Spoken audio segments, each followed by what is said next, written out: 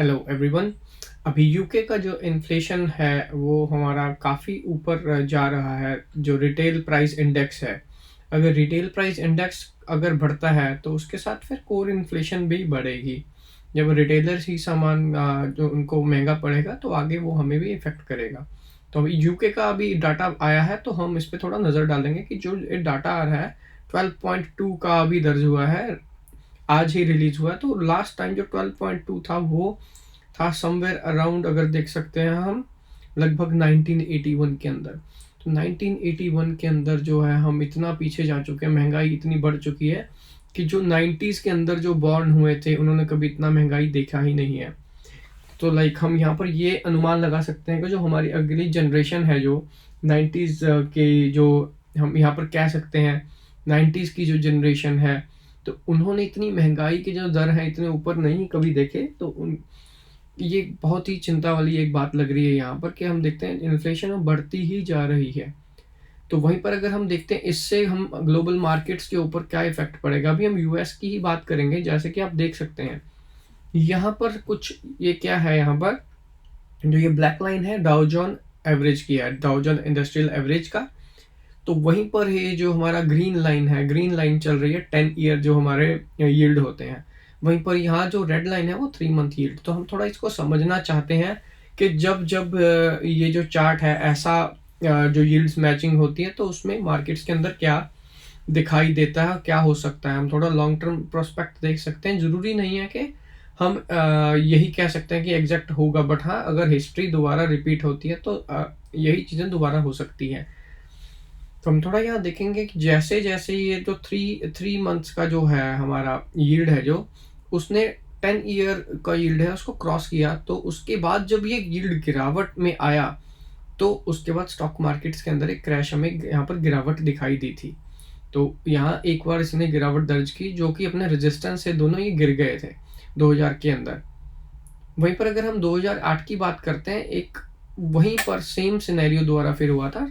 3 month की yield 10 year को cross कर गई थी। वहीं पर क्या हुआ था, हमारा डाउ जोन्स ने भी हाई लगाकर डाउ जोन्स क्रैश हो गया था वहीं पर। तो वहीं पर सेम सिनेरियो जब 2020 के अंदर आया था, जो ब्लैक स्वान इवेंट हुआ था, वहीं पर भी क्या हो रहा था, हमें थोड़ा एक लगभग आइडिया मिल रहा था कि मार्केट के अंदर गिरावट आने की संभावना है। तो ये हमें 2019 के आसपास ही हमें ये यहाँ पर दिखाई दे रहा था कि ये जो है वो क्रॉस करने वाली है। जैसे ही यील्ड ने क्रॉस किया तो वहाँ पर हमें एक बहुत ही भारी गिरावट दिखाई दी। तो बात यहाँ पर ये आती है कि अब हो क्या रहा, अभी दोबारा वही सिनेरियो एक बन रहा है। तो यहाँ आप देख सकते हैं जो क्लस्टर है 3 बार बन चुका है और 3 बार ये मार्केट के अंदर गिरावट आई है। अब ये चौथी बार सेम चीज़ दोबारा हो रही है, तो हम ये कह सकते हैं history is repeating itself again. तो यहाँ से हमें तैयार रहना होगा कि मार्केटों में गिरावट आ सकती है, आने की संभावना है। संभावना यहाँ पर हमें दिख रही है गिरावट की मार्केट के अंदर। तो वहीं पर हमें जब अब इन्वेस्टमेंट्स कब करनी होती है, तो हमें पता कैसे चल सकता है कि हाँ, अब मार्केट्स के अंदर एक बेस बन चुका है या हम दोबारा इन्वेस्ट कर सकते हैं, हम वो भी थोड़ा देखेंगे।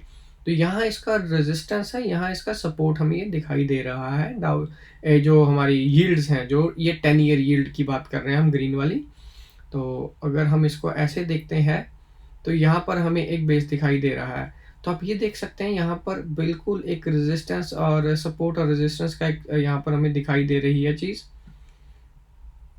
तो अभी क्या हो रहा है, ये रेजिस्टेंस से अगर गिरकर सपोर्ट में आती है तो हम थोड़ा इन्वेस्टमेंट का सोच सकते हैं।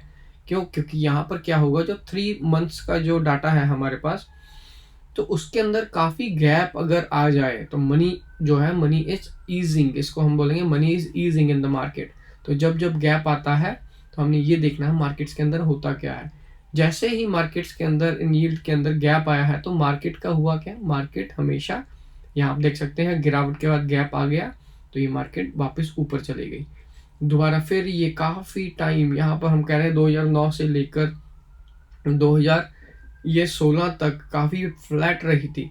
तो यहाँ पर ये थोड़ा इनके अंदर बढ़ने शुरू हो गए थे, तो हमें पता चल रहा था कि हाँ, कहीं ना कहीं मार्केट के अंदर एक गिरावट आ सकती है। तो हम अपनी इन्वेस्टमेंट थोड़ा कम कर दें, तो हमें ज़्यादा इन्वेस्टमेंट हमें ये लगता है कि यहाँ पर करनी चाहिए। तो आप इस चीज़ से थोड़ा अनुमान लगा सकते हो कि मार्केट्स के अंदर हो क्या रहा है। पूरे ही दुनिया भर के अंदर जो महँगाई है, महँगाई के दर हैं जो बढ़ रहे हैं, वहीं पर जो स्टॉक मार्केट्स हैं उनका क्या हो सकता है?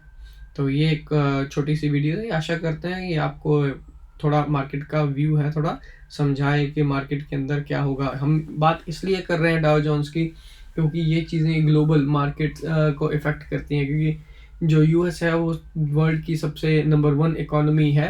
तो अगर नंबर 1 इकोनॉमी के अंदर ही मनी मार्केट्स में मनी क्रंच आ जाता है, तो क्या होता है? तो इंडिया के अंदर इतनी ज़्यादा गिरावट शायद ही आए क्योंकि इंडिया की जो इकोनॉमी है थोड़ा स्ट्रॉन्ग लग रही है यूएस से। यूएस की जो डेट है 30 ट्रिलियन से ऊपर भी क्रॉस कर चुकी है। तो ये जो एनालिसिस था डाउ जोन इंडस्ट्रियल एवरेज का, और हम यील्ड के साथ थोड़ा देख रहे थे कि हो क्या रहा है। ऐसे ही हम अपना निफ्टी के साथ भी आप एनालिसिस कर सकते हैं। धन्यवाद।